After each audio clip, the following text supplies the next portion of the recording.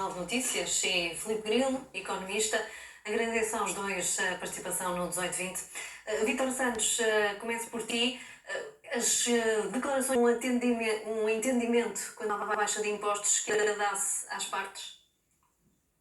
Não, há aqui várias soluções, até já foram apresentadas. Eu coloco sempre esta questão neste momento, porque eu acho que ninguém está a pensar que é, será que o governo tem mesmo dinheiro para baixar os impostos? É que com o aumento brutal da despesa que já aconteceu durante este ano e com aquilo que já está expectável que aconteça para o próximo ano, o Conselho de Finanças Públicas já veio dizer, entre linhas, que se calhar não há assim tanto dinheiro para baixar impostos. E fazendo as contas, de facto, implementando estas duas reduções de impostos, o país entrava em déficit. Portanto, isto é algo que eu gostava que até o próprio Miranda Sarmento deveria falar. Estamos aqui nesta discussão do Orçamento de Estado e não está aqui sequer as finanças que é o responsável pelo Orçamento a falar. Eu gostava mesmo de saber a opinião dele, porque isto acabaria por facilitar muito aqui todo o circo político montado.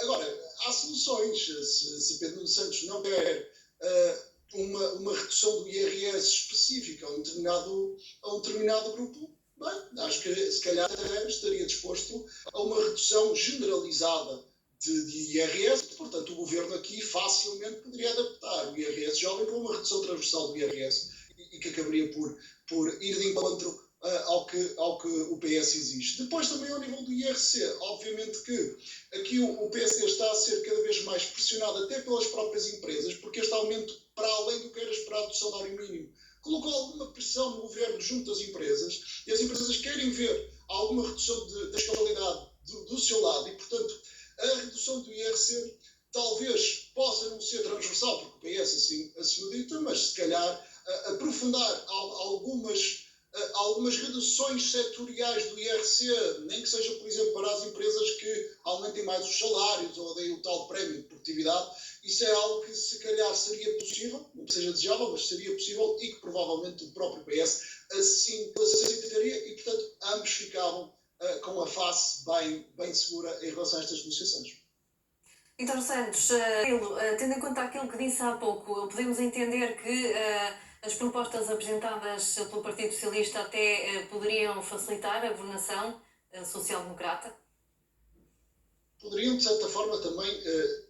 As propostas do PS sugerem aumentos ainda maiores de despesa. Portanto, isto também é algo que teria que ser muito bem pensado por parte da AD. Não nos podemos esquecer que, politicamente, se o PSD decidir, de certa forma, dar fora estas reduções de impostos e continuar com uma subida de despesa, ignora completamente o programa eleitoral e, portanto, acaba por até, de certa forma, desconsiderar todos os eleitores que votaram na AD, porque, de facto, o que a AD tinha dito é que tinham aqui um programa milagroso que conseguia pôr a economia a crescer 3% e 4% com uma redução generalizada do IRC, e, portanto, sem esta redução generalizada do IRC, diria que a alavanca fundamental para o programa eleitoral da AD cai por terra e, portanto, de certa forma, aproximar-se de uma visão ou de um programa mais do PS, diria também que seria uma forma de não ir de encontro com as expectativas que os eleitores fizeram e, portanto, seria uma espécie de vender, se calhar, a alma ao diabo só para manter-se no poder. E, portanto, também não é fácil conjugar todas estas condicionantes, porque aqui a AD tem que vender muito caro a negociação, porque senão depois também acaba por trair um pouco os seus eleitores. Mas na questão do IRC, como poderia então o governo ficar a meio do caminho com o Partido Socialista? O que é que poderia ser feito relativamente a essa matéria? Portanto, aí, ao nível do IRC, talvez uma diminuição setorial, e aí vai mais ao encontro do que o PS sugere, claramente uma diminuição setorial ou uma diminuição condicionada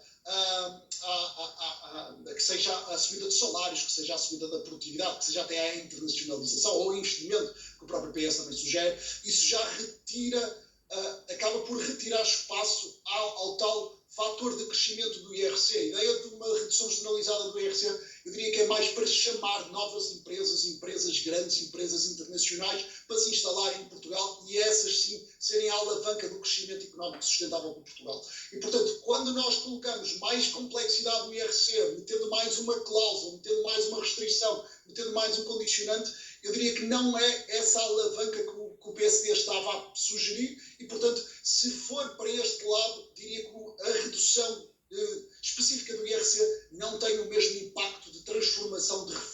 económica do que a redução generalizada do IRC. Muito bem, vamos já. Era este tipo de esclarecimentos que gostaria de ouvir por parte do Ministro das Finanças ou esperava? Era este, eu diria que a principal variável é a receita fiscal. Se a receita fiscal cresce acima de 3%, é impossível a receita fiscal crescer acima de 3% com reduções de IRS jovem e de IRC. Essa, para mim, é a principal variável. De facto, aqui, Miranda Sarmento já veio dizer, é preciso responsabilidade, é preciso excedente e, portanto, se é preciso excedente, é preciso receita para financiar este aumento da despesa. Não nos podemos esquecer que o Governo, desde que tomou posse, já aumentou aos professores, já aumentou às forças de segurança, já aumentou aos oficiais de justiça, está a negociar e creio que vai aprovar um aumento para os enfermeiros, vai aumentar extraordinariamente as pensões, portanto, despesa, despesa, despesa. E para se manter um excedente positivo, é preciso que a receita cresça. E, portanto, não é possível conciliar um aumento de receita com estas duas reduções significativas, o IRS jovem, 1.000 milhões de euros, o IRC, estimado em 500 milhões de euros. Portanto, 1,5 mil milhões de euros de redução de receita é impossível se o Ministro das Finanças está a esperar um aumento de receita fiscal.